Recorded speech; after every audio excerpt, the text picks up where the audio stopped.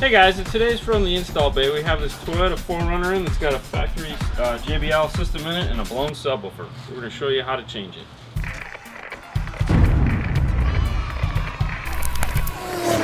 So a lot of you guys out there have these late model Toyota 4Runners with this JBL synthesis system in it. And most of them, if not all of them, have a blown subwoofer that's located right here in the side panel. So what we're going to do today is go ahead and swap it out with a Pioneer. So we're going to take you through the steps that it's going to require to do that. It's pretty intensive, so hang on, here we go.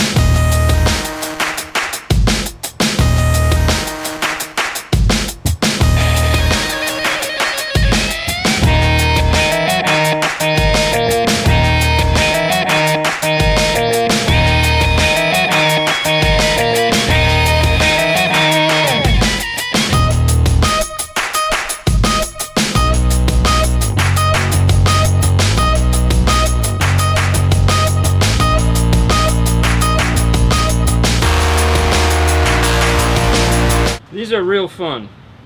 Goes like this in the panel, and then you got to get in there and remove it like that.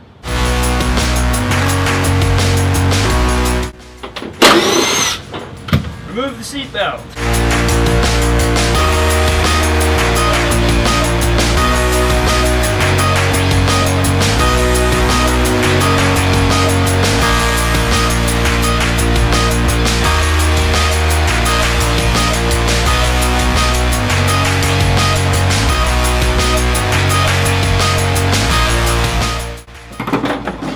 Kind of work your hand behind there slowly until you eventually get it to come loose.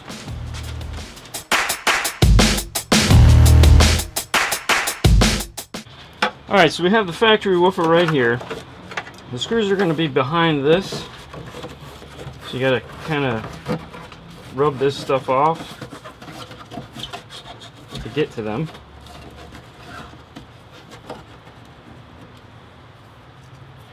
Then we have a Torx.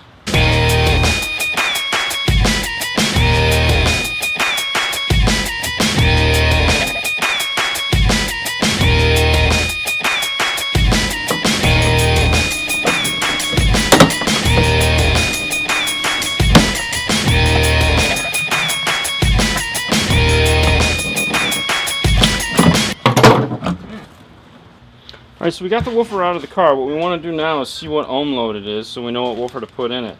So we're going to take our digital multimeter here, we're going to put it on the ohm symbol, which is right here. Take our two test leads, come over here. We see it's a 2 ohm on that side. And magically enough, it's a 2 ohm on that side. So we know we're going to need a dual 2 ohm woofer. Now the other thing we want to do is find out which way, which is positive and which is negative. Now you could use something as simple as a 9 volt, but we're going to use our cool PT9A. We're going to switch it to on. We're going to put it on line.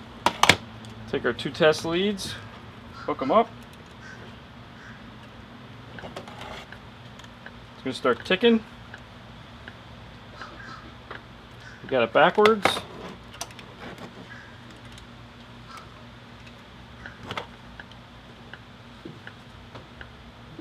Alright, so now we know we got it right. So in that case, that's positive.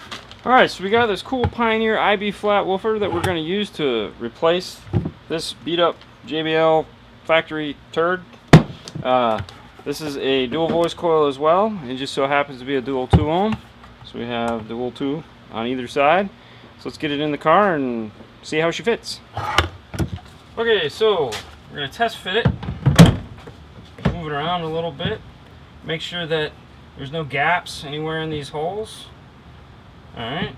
We're going to have to drill some new holes because these aren't going to line up, and we're going to have to put some foam behind it, but other than that, it's pretty much a perfect fit.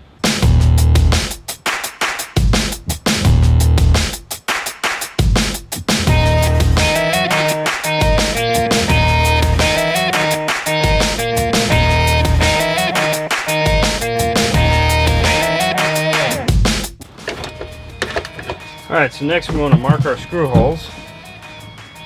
So go ahead and center it up. And take a pick tool. And we'll go ahead and drill the holes.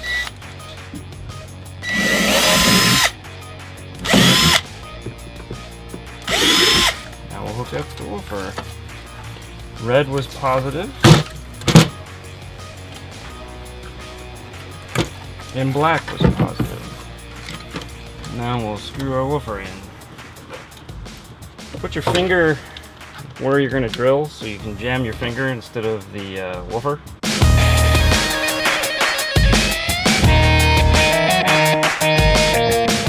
At this point now we just want to do a little test bump, make sure it's working before we go ahead and put the whole panel back in. As you can see, the panel isn't fun to get out. Nothing sucks worse than having to take the panel back off because you didn't test bump it. Let's go ahead and do that. Alright, so the test bump was a success. That means we have a functioning subwoofer again. All is well. We're going to go ahead and do everything backwards, put it all back together. So you guys don't need to stick around for that. So this brings us to the end of the show. What do you say, Fernando? Thank you for watching. You guys can find us on Facebook, YouTube, and Instagram. That's right. As always, subscribe if you like us, and even if you don't. We'll see you next time. Bye. So a lot of you guys out there have these late model. Fucking A, man. Ow, ow, ow, ow. Fuck, that hurt.